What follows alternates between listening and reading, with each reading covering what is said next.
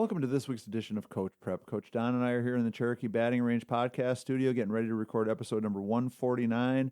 We're going to talk about performance of players and teams, how it's not a straight line from A to B to get there. Before we do that, let's talk about our sponsors. First, the Anderson Bat Company. Everything Fast Pitch is very proud to have Anderson Bat Company as our presenting sponsor. Anderson Bat Company is using the latest and greatest bat technology to corner the market in the fast pitch world. They have the -9 Rocket Tech, the -10 Carbon, and the -11 Carbon Light. Anderson Bat Company is using this technology to put a high-performing bat in the hands of hitters that really know the difference between a good bat and a great bat. We're also working with Anderson to provide a discount for all of our listeners. Go to the Anderson Bat Company website and order your bats. Use the EFP20 discount, which is for everything fast pitch, and you'll get a 20% discount.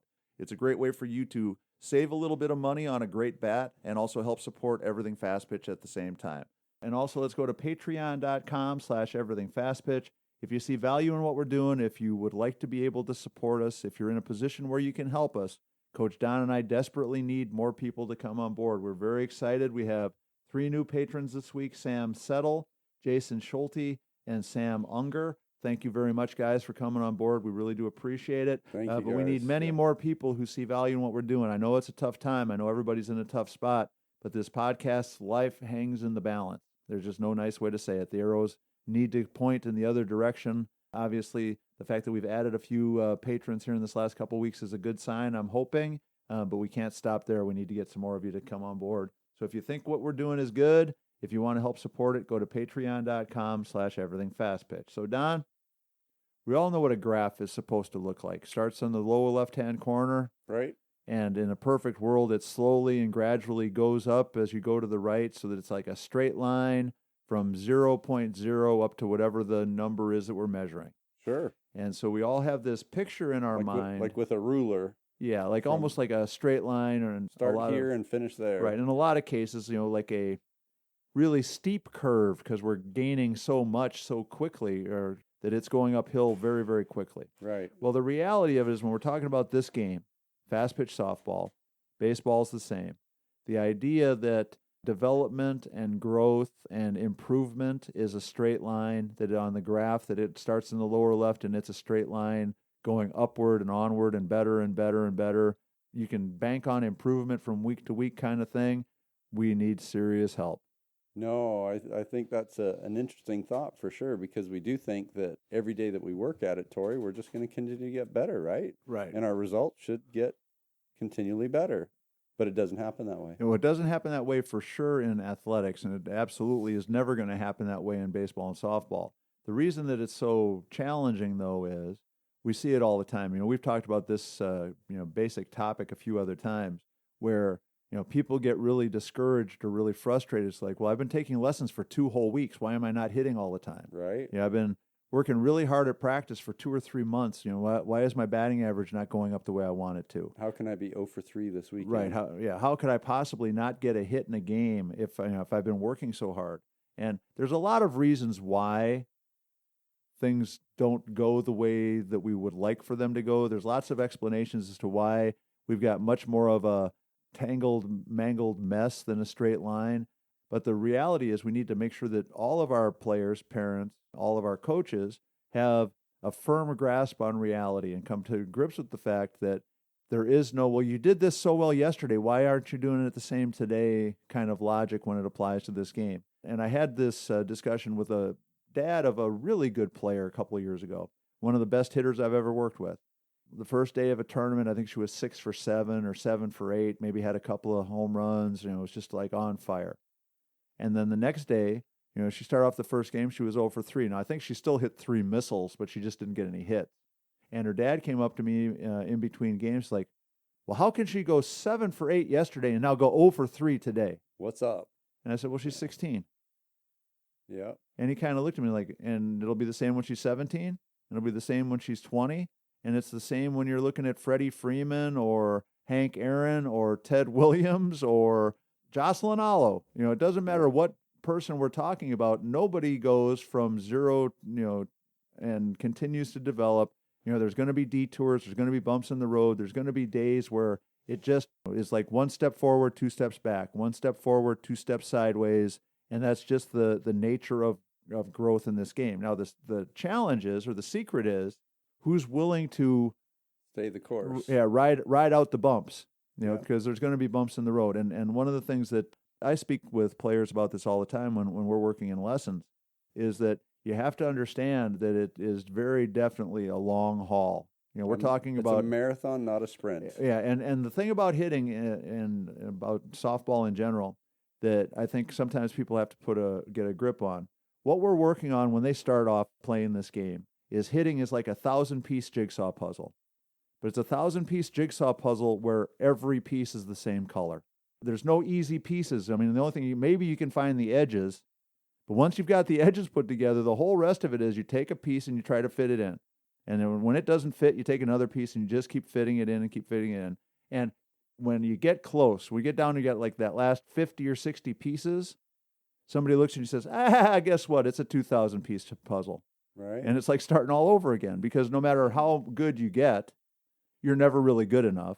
No matter how much success you have, you can still do better. No matter how many hits you get, you still could have gotten more hits. No matter how many great swings you take, you could still have taken more. And so we have to just kind of wrap our heads around the fact that we've signed up for the most challenging, frustrating, exciting, demanding project in the history of sports. No, all the things you're saying, Tori, are exactly right. It's a marathon and not a sprint. If you think, we start with coach pitch. Coaches are trying to lay it right in there so you can take the same swing in the same spot, and if they can hit your bat, then we're in good shape. Right. Then you start being able to make adjustments. You can start hitting the coaches, pitches that miss a little bit. Then we go to pitchers throwing it, and they're all over the place, and you kind of get lulled to sleep. And we're doing that at 35 feet. Then we've got kids that start spotting it at 35 feet and throwing hard. Now they're throwing 50 miles an hour, or maybe more in some cases, but at 35 feet. And that's tough. Then we move them back to 40 feet, and the timing changes. Yeah. We get taller, longer arms, longer legs. The pitchers get more spin and get more movement. And, it's constantly changing. So we have to be able to be okay with little segments of time that we don't have the successes we're used to. Right. If we're going to get to where we want to go. But many of the people that we, come across, probably you as well, as soon as something doesn't go exactly right, or that curve that line that you're talking in progression, as soon as it takes any alteration other than going up, they want to change something. Right. They want something to be different because obviously it's not working. The 2 steps forward, 1 step back analogy is totally what we've got to be okay with. Right. And your marathon, not a sprint one, the thought I had when you said that was, it's definitely a marathon, but picture every time you come around the corner, there's a new challenge that somebody threw in there besides just running the marathon. Now you got to jump over a hurdle. Now you got to climb a wall. Do burpees. Yeah, now you got to crawl through a tunnel. Now you got to swim across the lake. I mean, there's just, all these different crazy things, and that's why hitting and playing this game at a high level is so difficult, because on top of the fact that you have to master you have somebody else in another uniform, their skills are on the changing. other team, whose whole goal in life is to make you look stupid. Throw you off. Right. So you've got, on top of the fact that it's hard enough for you to just do what you're supposed to do consistently, now you have to figure out how to do that thing consistently when somebody else is trying really hard to make it impossible for you to be consistent at it. That's what they're being evaluated on. Right. And that's their challenge now. And for pitchers, it's the same thing. Well, your rise ball was so good yesterday. What happened today? Well, I don't know. I'm 15. Right. Well, you didn't walk anybody for 2 weeks, and now today you had 5 walks. What happened? Well, I'm 13. Nobody wants to hear that answer, but that's, sometimes it's just that simple. And I have this discussion all the time with parents more than with kids, because, as you said, they have this tunnel vision where they think, well, we've been working on this for a month. She should be getting so much better. And I said, she is getting better. Well, she didn't get a hit last weekend, but she's getting better. Getting more experience. I promise you, yeah. She's getting better. She's improving. She's, developing the skills, the muscle memory. She's breaking the old habits. Some people will stay the course. Some people won't. Some people will take 1 or 2 lessons, and if their kid doesn't miraculously have some sort of breakthrough.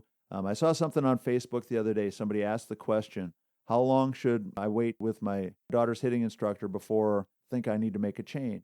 And the very first response I saw was from somebody who said, if your daughter's not measurably much better after one lesson, you've got the wrong hitting instructor.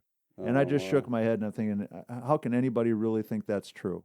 Or the wrong coach? And we talked about it a couple of weeks ago. How quickly should we see changes? How fast should kids be able to break habits? And it's going to change drastically from kid to kid.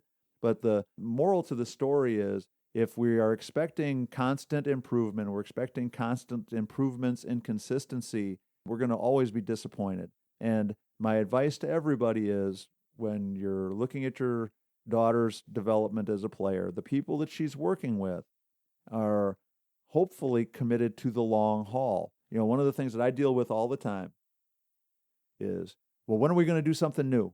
Well, you'll do something new when you're good at the old. Right. When you're good enough at the stuff that we need to be really good at, then we'll add something new. But until you're really good at phase 1, phase 2, and phase 3, phase 4 is like painting the drywall before the guy's even hung it in your house. Right. It just doesn't make any sense. Well, but it's kind of boring. I said, well, sorry that it's boring to you, but until you get really good at these things, repetition is part of the deal. Until you get really good at these things, hitting's going to be a mystery that you're never going to be able to solve. Until you can get your front foot down in some sort of timely relationship to your swing, working on all this other stuff is like, lipstick on a pig. It's still a pig. Well, Tori, too, and I'll guarantee you, if you're constantly changing instructors, you're not going to find what you're looking for. Or teams, or coaches, or... constant change is not going to get you the answer either. Right. I think you need to be confident and comfortable and have a little bit of, research or background into, whomever you're working with. Yeah. I think there's a lot of wonderful instructors out there, people that are going to be consistent, going to be available, going to be there for you all the time. But, there's also situations where, you're hitting with a different person all the time at a certain, facility, right. or getting a different set of eyes on you with different feedback all the time. Sometimes can be helpful and fun, but also, too, it can be difficult and challenging for the right. kid if it's, different every day. You're not going to find what you're looking for with that. Yeah, well, and we see that in dealing with players when they work with their team coaches. Well, my coach says I need to change this about my hitting. Well, my high school coach doesn't like this in my hitting. I'm like, well, okay, everybody's got their opinion. Here's why I believe what I believe. And again, hopefully they stay the course. But so the challenge is, how do we manage this? Everybody needs to be realistic. If your kid is improving, and over the long haul, we see improvement, not week after week after week, that it's always better than the week before. It's not going to be that straight line. Right. But start today and then look in a month. And then at the end of that month, look in another month. And then at the end of that month, look in another month after we've been 3 or 4 weeks of training time and work and development. And what you should see, if we start to measure it a little bit further apart, that the graph is definitely going uphill. Mm-hmm. There's still bumps in the road. There's still detours. There's still places where it's tangled spaghetti. But for the most part, it should still be ascending. Yeah. And that's the thing that we have to understand. Dealt with it more than a handful of times, Don. I know you have too, where people just want the instant cure-all. No magic pixie dust. Yeah, there's no magic dust. And one other thing, Don, Stan mentioned, I think it's a good thing for us to be thinking about. We talked about it a little bit before about it's like a jigsaw puzzle that never gets completed because people keep throwing more variables at you or more pieces to fit together. The same is true in this game. As long as you keep playing, the challenges are going to keep changing. Arise. It's going to never get easier. It's going to always keep getting more and more complicated, more and more complex. And even though you're getting better, doesn't always guarantee that you're going to have tremendous success. One of the examples that's really worth thinking about, when we look at major leaguers, these guys are making millions and millions of dollars. They spend all their time working on becoming the very best baseball player they can possibly be. They have nothing else to do. Off season and all. Yeah, they have nothing else to do except wake up, go to the ballpark, practice, be a great player so they can keep making millions of dollars. And what's a really good average in the majors right now? 350? Sure. Yeah. Why is it okay for us to think that, somebody whose whole life is dedicated to being the very best hitter they possibly can be is failing 65% of the time? But it's not okay for my daughter who's 12 to fail 65% of the time? And Stan, was talking about how, in baseball, when they allowed the shift, and technology became so strong where all of a sudden, teams knew, based on your past performance, that there's a 95% likelihood you're going to hit the ball, you're going to hit a curveball to this part of the field. And all of a sudden you look up and there's like 6 guys standing in that spot. All in odd places. Right. Did that hitter become a worse hitter? A lesser hitter. Or did the challenges change? Well, why doesn't that guy bunt down the first baseline and he'll get a double? Well, because that's not how Major League Baseball works. But so the whole idea of this improvement is a steady, constant thing. We've got to put that to bed. We've got to have a dose of reality. We've got to give our kids some room to grow. And part of that growth is going to be 1 step forward, 1 step back, 2 steps forward, 1 step back. And some of the time that 1 step back means she doesn't get a hit this weekend.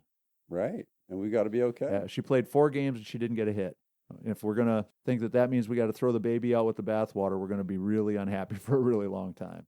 No, again, you got to manage all that stuff and keep the mental part proper and just what we're doing now. Talk about it. And it's up to all of us, coaches, parents, players. Everybody needs to have a dose of reality. The coaches that change their lineup after every game based on who had hits and who didn't. People that think that that's how you're supposed to make up your lineup. I think they're really missing the boat. Now I know people do it, but to me, I think there's a lot of other factors that we need to make sure we're paying attention to. And one is not driving these kids any crazier because they didn't get a hit. Yep. No, it's a good topic today, Tori. I like it. All right. So that's going to wrap up episode number 149 of Coach Prep. If you have any questions, comments, or suggestions, make sure you reach out to us at everythingfastpitch@gmail.com or fastpitchprep@gmail.com. Coach Don and I love talking about stuff that you're interested in. So if you have any questions or suggestions, make sure you support Anderson Bat and go to patreon.com/everythingfastpitch. Become a patron. We really, really, really need your help. There's just no nice way to say it. We really do. And as always, go to the fastpitchprep.com website, order your Square Cuts training discs there, have access to 700 plus blogs, and of course the YouTube channel, which has got hundreds of videos. So for Coach Don McKinley, our producer Stan Lewis, this is Coach Tori saying thanks for listening. We'll talk to you again next week.